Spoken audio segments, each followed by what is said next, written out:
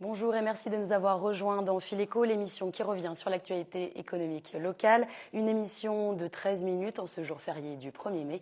Et on commence tout de suite avec l'actualité de la semaine.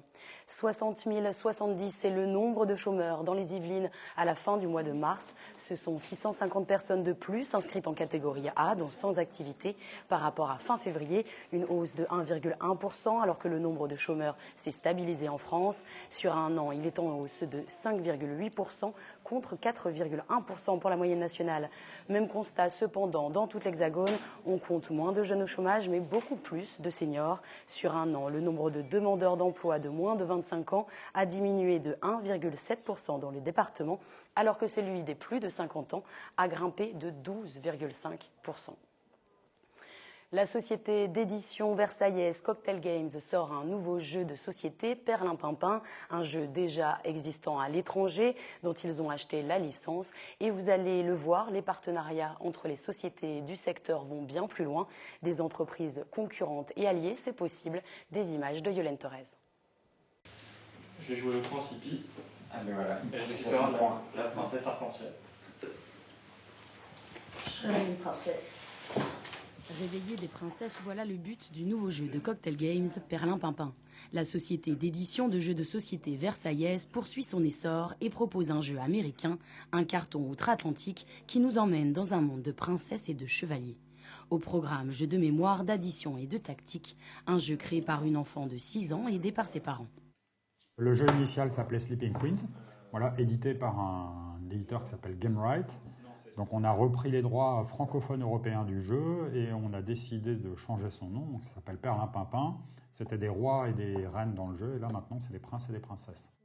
Changement de nom et changement de design, le tout imaginé pour plaire aussi bien aux garçons qu'aux filles. Comme l'illustrateur a été briefé par la petite fille qui voulait qu'elle fasse les cartes comme elle le pensait, les cartes sont très enfantines et du coup on a gardé tout ce concept-là. On a juste égayé le packaging.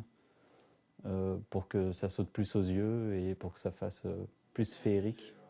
Cocktail Games espère en vendre de 30 à 20 000 exemplaires par an. Ce n'est pas la première fois que la société achète une licence à l'américain Gamewright, même si les adaptations de jeux déjà existants à l'étranger ne représentent qu'un quart de leur offre.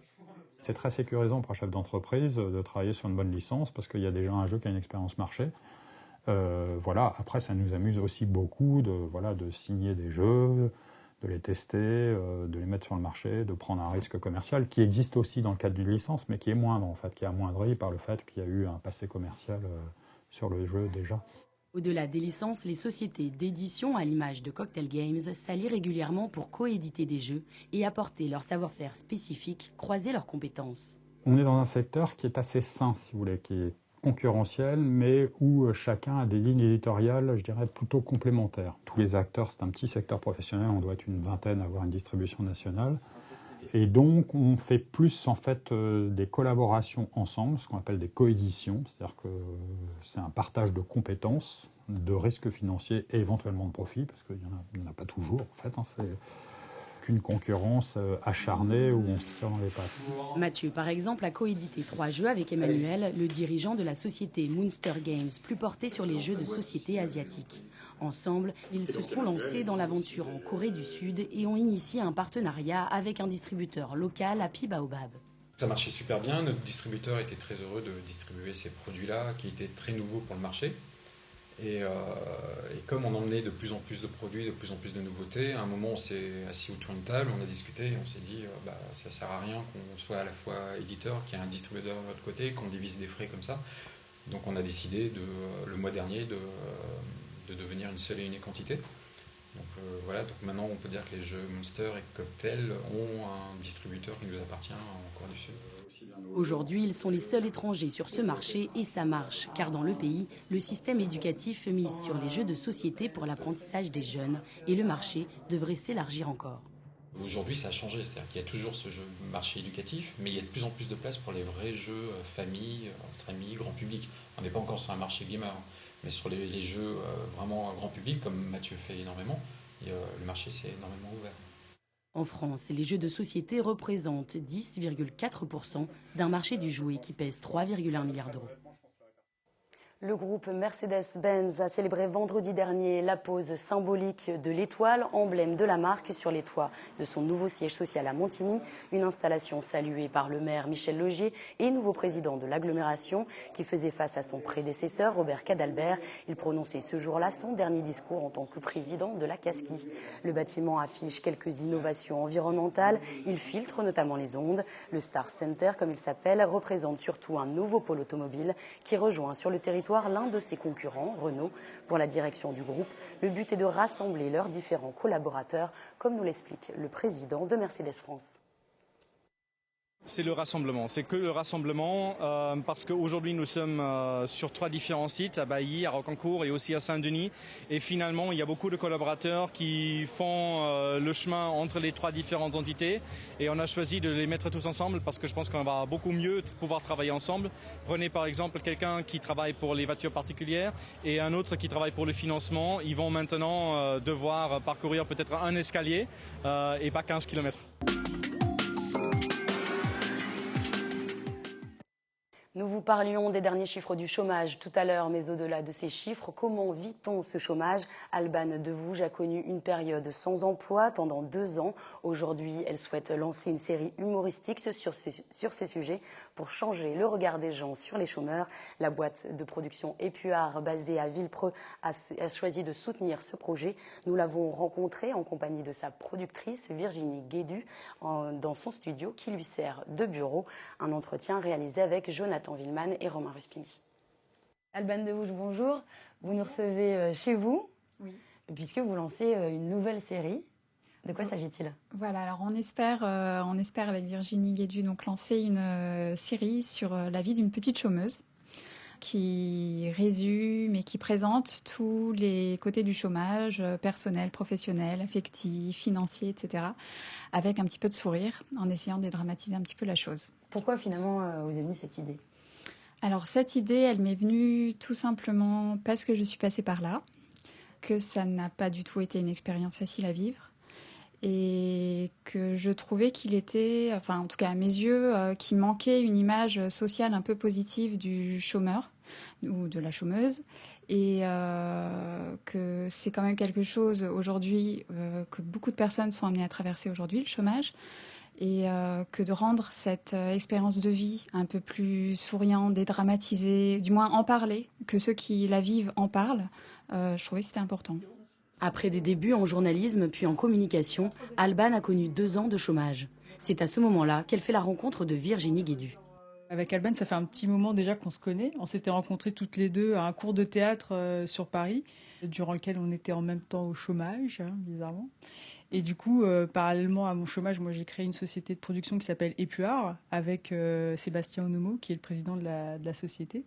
Et du coup, Alban très vite s'est rapproché de moi avec cette idée de raconter une histoire autour d'une chômeuse et d'en faire une série humoristique. Et donc moi, ça m'a beaucoup plu. J'avais très envie de développer ce projet. Donc on a commencé à travailler ensemble là-dessus. Au départ, ça devait être une série en réel. Donc on dit en live avec des comédiens, des acteurs. Et malheureusement, on a eu beaucoup de difficultés à trouver des financements. On n'en a eu aucun. Donc du coup, je commençais à être un petit peu au bout des solutions que je pouvais trouver pour concrétiser ce projet. D'où est venue l'idée après d'Alban de créer un blog, de continuer à faire vivre son idée et son personnage à travers des vignettes qu'elle a dessinées elle-même, très bien d'ailleurs, avec beaucoup de vignettes cultes que j'aime beaucoup, ce qui a permis de garder une actualité sur Agathe et sur le projet et nous de pas s'essouffler sur le temps qui passait à continuer à chercher une solution pour développer la série. Et puis de faire connaître aussi le personnage. Exactement, tout à fait, de commencer à créer une communauté autour de ce personnage et de la vie de cette chômeuse et de l'histoire qu'on voulait raconter.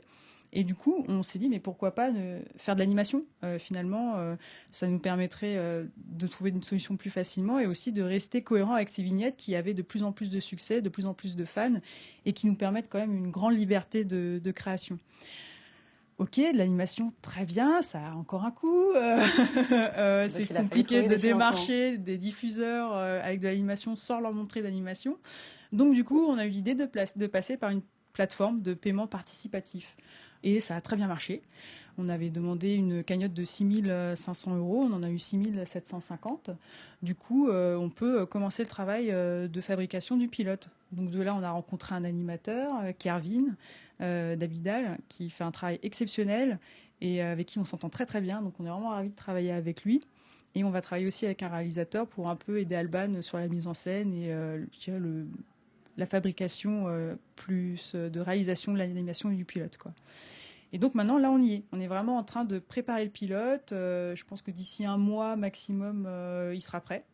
Et du coup, on pourra démarcher des diffuseurs et des partenaires pour vendre la série et aller encore plus loin avec les aventures d'Agathe. À 36 ans, Alban est aujourd'hui auto-entrepreneur dans le domaine de la communication et de la photographie, mais l'écriture et le dessin, pour lesquels elle se passionne aujourd'hui, pourraient bien devenir son activité à temps plein. Concrètement, comment vous y prenez pour monter cette série? Donc Virginie l'a expliqué, vous êtes entourée de professionnels. Oui. Comment finalement vous travaillez ensemble? Vous écrivez d'un côté, vous faites des croquis, comment ça se passe? Tout ce qui concerne l'écriture du pilote, donc les dialogues, le rythme qu'on veut lui donner, etc.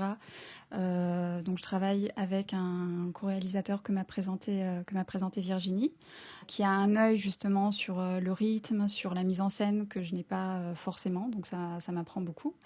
Ensuite, il y a le travail de l'animation, et ça, écoutez, ça prend forme de mes dessins. Puis l'animateur les met en mouvement. Voilà.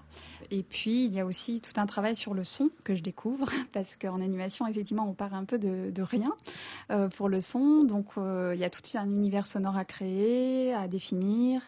Et donc ça, c'est un gros travail avec l'ingénieur son aussi. Virginie, est-ce que vous avez du coup un regard également sur l'écriture, sur la trame?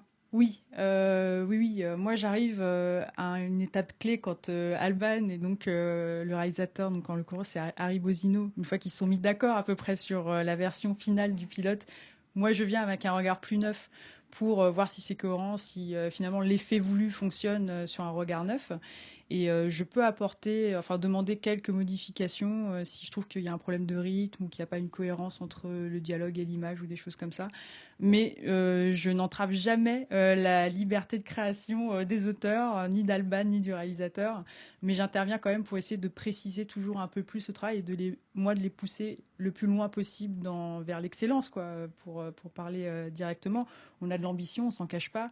Donc du coup, il faut vraiment qu'on l'ait à toutes les étapes. Et ça commence par la première qui est l'écriture. Ensuite, pour le travail de préparation du pilote d'animation, c'est vrai que là, Alban, elle a un gros travail à chaque fois, puisque du coup, elle prépare une sorte de storyboard assez poussé pour vraiment que l'animateur ait un maximum de matière entre les mains. Donc que ce soit les décors, les positionnements des personnages, pour que ce soit cohérent avec l'écriture du pilote. Et ça, c'est vrai que c'est un petit peu nouveau de réfléchir en storyboard, de réfléchir en plan, en séquence, et du coup pouvoir se projeter sur l'animation au maximum avant de passer au travail avec l'animateur, quoi. Donc moi, j'interviens à toutes les étapes, mais pas au début, pour vraiment pas entraver la création et la liberté de création de chacun. Est-ce qu'on peut en savoir un peu plus du coup sur l'histoire? Donc c'est la vie d'une chômeuse, mais qu'est-ce que ça va raconter? Ce qu'on essaye de faire, c'est de partir sur Agathe qui devient chômeuse et qui va apprendre ce que c'est. Voilà, c'est une découverte un petit peu initiatique du chômage.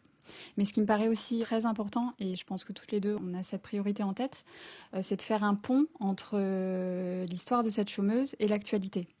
Enfin, montrer que les chômeurs ont droit d'avoir un regard sur l'actualité, de l'exprimer, et voilà. Voilà, c'est tout. Oui, à l'image du blog pour le moment. Très bien, merci beaucoup.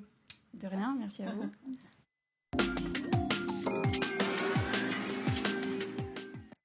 Et on finit avec l'agenda. Je vous propose de rendez-vous à la Cité des Métiers à Trappes. Mardi prochain, le 6 mai, le groupement d'employeurs Réseau 78 vous propose de découvrir les métiers de l'hôtellerie et de la restauration, les opportunités d'emploi et les profils recherchés.